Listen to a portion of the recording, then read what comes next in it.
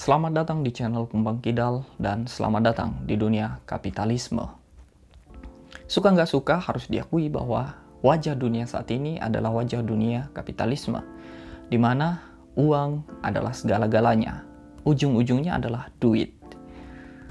Memang harus diakui bahwa dunia kapitalisme adalah dunia yang menarik, dipenuhi pernak-pernik, hiburan, kenikmatan, candu, dan segala macam.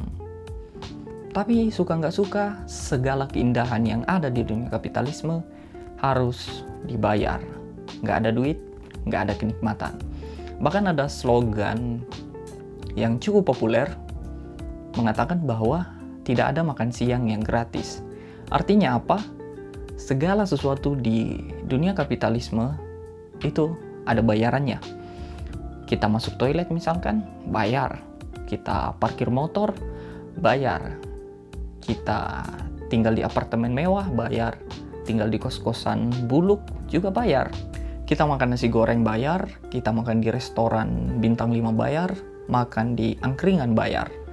Artinya segalanya ada bayarannya, dan semakin nikmat sesuatu yang ditawarkan biasanya juga semakin mahal. Itulah dunia kapitalisme. Walaupun demikian, atas berbagai macam kenikmatan yang ditawarkan oleh dunia kapitalisme, suka nggak suka kita melihat ada dampak negatif. Yang paling menonjol adalah semakin besarnya gap antara si kaya dan si miskin. Ketimpangan sosial semakin nyata di depan mata.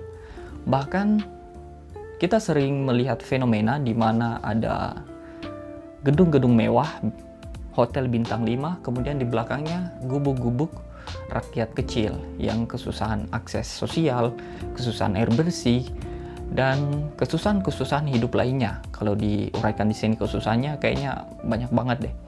Nah, itulah ketimpangan yang dilahirkan atau dihasilkan oleh sistem kapitalis. Yang kaya semakin kaya, yang miskin makin susah.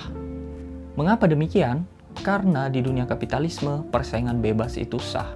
Artinya setiap orang berkompetisi dengan orang yang lain tanpa ada campur tangan pemerintah atau minim campur tangan oleh pemerintah. Misalkan gini, orang yang penghasilannya 100 juta per bulan akan berkompetisi dengan orang yang penghasilannya 1 juta per bulan. Atau orang yang lulusan sarjana juga akan berkompetisi dengan orang yang tidak tamat SMP.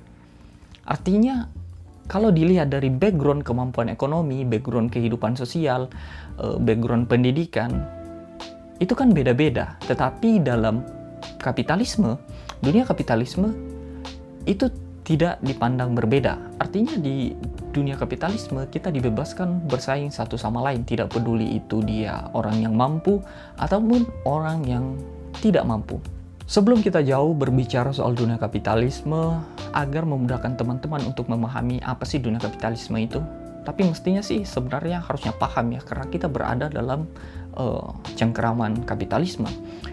Ciri-cirinya yang paling gampang adalah persaingan bebas. Jadi setiap orang bebas bersaing antara satu dengan yang lain, walaupun dalam persaingan itu ada yang ditopang oleh kemampuan ekonomi lebih, ada yang ditopang oleh background keluarga yang lebih mampu, sedangkan ada yang benar-benar kesusahan.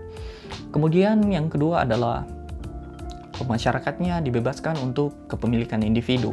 Kalau kita berbicara soal komunis atau sosialis, sebagian besar kepemilikan itu adalah kepemilikan publik. Artinya sangat minim ada kepemilikan individu. Tetapi dalam dunia kapitalisme, ketika kita melihat masyarakatnya, mereka memiliki pola konsumsi yang sangat boros atau bahasa lainnya konsumtif. Mengapa demikian? Karena itulah yang dikehendaki oleh kapitalis. Para pemilik modal, para pencipta produk-produk di dunia kapitalisme mengharapkan masyarakat itu mengkonsumsi apapun yang mereka produksi. Akhirnya dengan berbagai macam cara mereka berhasil membentuk masyarakat yang konsumtif. Masyarakat yang konsumtif memang dibentuk dengan sedemikian rupa oleh para kapitalis atau orang-orang yang memiliki modal di dunia kapitalisme ini dengan berbagai macam cara, dan salah satu caranya adalah iklan. Walaupun iklan dari zaman ke zaman, dari masa ke masa itu memang berubah ya.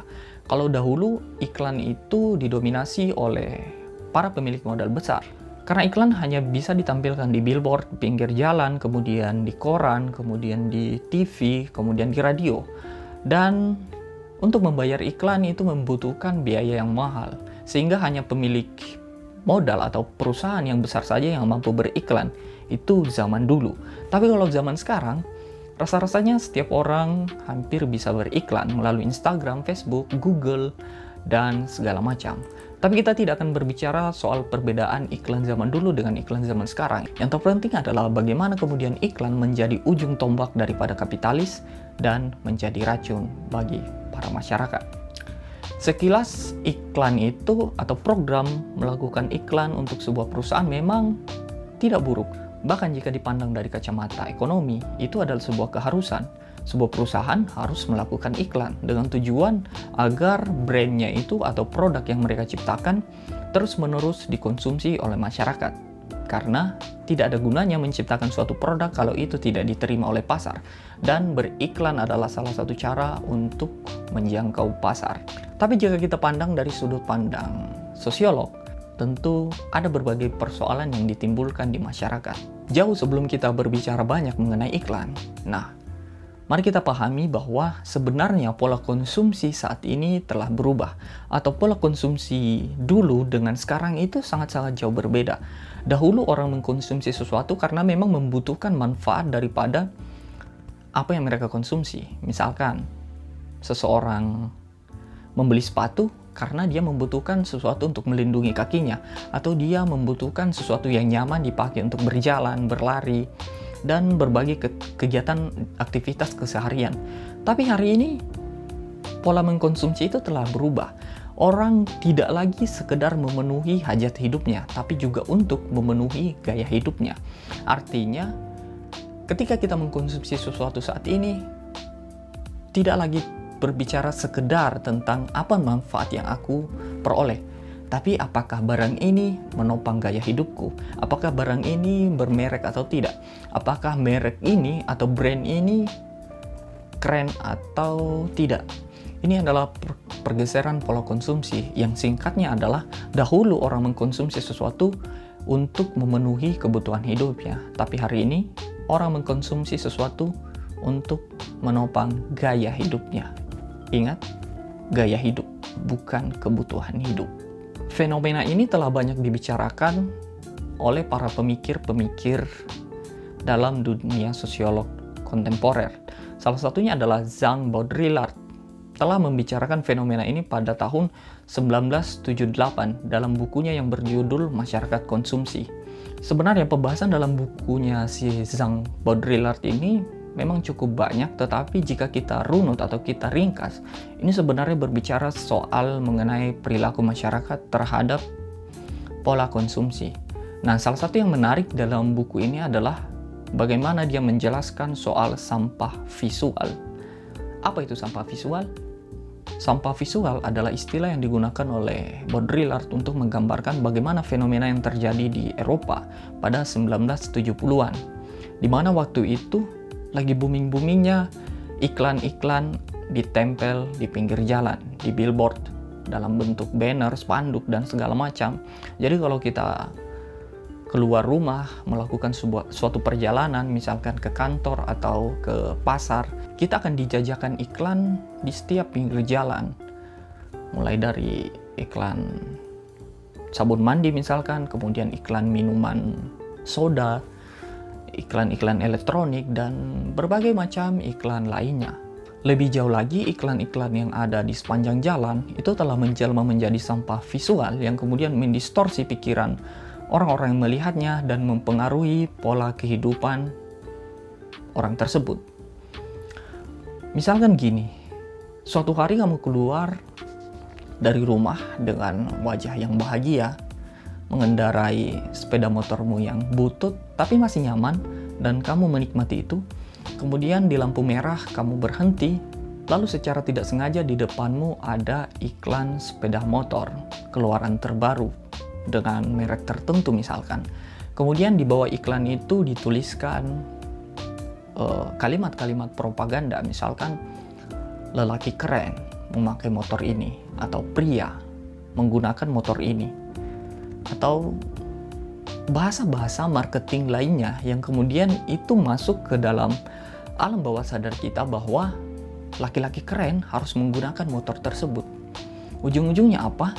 Kamu menginginkan motor yang ada di billboard, tapi secara bersamaan kamu menyadari bahwa kamu tidak cukup mampu untuk membeli motor tersebut. Akhirnya apa? Kamu merasa bahwa dirimu begitu susah, begitu pelik. Kamu merasa, aduh, kok hidupku begitu miskin gini sih? Beli motor nggak mampu, aku kok begitu keres sih? Ujung-ujungnya apa? Kamu menyesali hidupmu yang sebelumnya kamu bahagia atas hidupmu. Tapi gara-gara adanya iklan yang mendistorsi pikiranmu, kamu menjadi tidak bahagia. Nah, inilah yang disebut sampah visual. Lalu bagaimana jika kita tarik saat ini? Ya, sampah visual jauh lebih mengerikan menurut saya saat ini. Karena sampah visual telah masuk ke ruang paling private kita melalui teknologi yang bernama internet dan gadget. Setiap saat kita diikuti oleh iklan, setiap saat kita diteror oleh iklan-iklan tertentu. Yang lebih mengerikan lagi adalah iklan saat ini itu bersifat sangat personal. Artinya apa? Iklan yang berada di smartphone-mu sangat berbeda dengan iklan yang berada di smartphone temanmu. Mengapa bisa demikian? Karena perusahaan besar seperti Google, Facebook itu menyimpan data-data kita, menyimpan riwayat pencarian kita di mesin pencarian mereka. Misalkan hari ini kita cari tentang tempat makan yang enak. Secara tidak langsung Google akan menyimpan data tersebut, kemudian setelah itu kita akan diikuti oleh iklan yang berbicara soal tempat makan. Mengapa demikian? Karena Google berasumsi bahwa kita sedang membutuhkan tempat makan.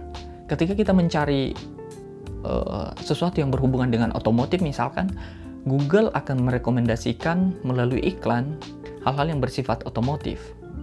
Ya, mereka bisa membaca pikiran kita seolah-olah. Dan inilah yang lebih mengerikan. Lebih mengerikan daripada apa yang digambarkan oleh Baudrillard pada 1970-an di Eropa. Kemudian, apa ujung dari semua ini? Pada akhirnya, kita tidak lagi mengkonsumsi barang, tapi kita telah mengkonsumsi simbol. Ya, simbol. Sesuatu yang hampir tidak bermakna apa-apa, kecuali sebagai penanda. Baru-baru ini kita dihebohkan oleh beberapa gerai McDonald's yang harus ditutup sementara oleh petugas karena mereka membuat kerumunan. Gara-gara apa? Gara-gara mereka melaunching sebuah paket pembelian yang berkolaborasi dengan boyband asal Korea, yaitu BTS. Dan produk mereka itu namanya, kalau nggak salah, The BTS Meal, atau makanan para personil BTS. Mungkin kurang lebih seperti itu. Sebenarnya tidak ada yang istimewa-istimewa banget daripada apa yang ditawarkan oleh McDonald's. Nuggetnya juga nugget ayam yang sama dengan paket tanpa BTS tentunya. Minumannya juga minuman yang sama. Kentangnya pun juga sama. Yang membedakan adalah ada embel-embel BTS di kemasan McDonald's ini. Sebenarnya kalau kita bedah, orang-orang yang rela antri untuk membeli BTS Meals ini sebenarnya mereka tidak sedang membeli McDonald's, tapi mereka membeli simbol yang melekat pada produk McDonald's, yaitu BTS. Hal ini bisa dibuktikan dengan bagaimana orang-orang kemudian memperlakukan kemasan bekas makanan McDonald's ini. Bahkan ada yang menjajakannya di e-commerce dengan harga yang fantastis untuk sebuah sampah. Ya kita suka nggak suka mengatakan itu sampah karena bekas makanan. Dan hampir tidak punya nilai guna sebenarnya. Tapi mengapa orang-orang kemudian memperlakukannya sebagai sesuatu yang tidak semestinya? Ini kan sampah makanan, tapi tidak dibuang, justru dicuci kemudian disimpan sebagai merchandise. Bahkan ada yang menjualnya di e-commerce. Secara logika ini tidak masuk. Tapi bagaimana ini bisa terjadi? Lagi-lagi karena simbol. Sama halnya ketika kita secara tidak sengaja melihat teman kita naik motor laki, misalkan motor sport, dan kita melihatnya dia keren, dan seketika kita menginginkan motor yang sama dipakai oleh teman kita karena kita juga pengen keren seperti dia. Sebenarnya kita tidak sedang menginginkan motornya, tapi kita menginginkan kerennya, yang sebenarnya itu tidak punya nilai apa-apa, hampir tidak ada makna. Tapi itulah simbol. Dan hal yang paling parah adalah ketika simbol tidak lagi sekedar dikonsumsi, tapi simbol berhasil memperbudak kita dan menindas kita. Bagaimana ciri-ciri orang yang ditindas oleh simbol? Dia tidak merasa menjadi manusia yang utuh ketika tidak mendapatkan simbol-simbol tertentu. Dia tidak merasa menjadi pencinta BTS kalau belum makan McDonald's BTS. Contohnya, dia tidak merasa menjadi manusia yang up to date ketika dia belum menggunakan iPhone misalnya. Atau dia tidak merasa keren jika dia tidak menggunakan sepatu Nike, dan sebagainya. Sebagai manusia, tetaplah mengkonsumsi, tapi jangan berlebihan. Gunakan akal sehat. Thank you.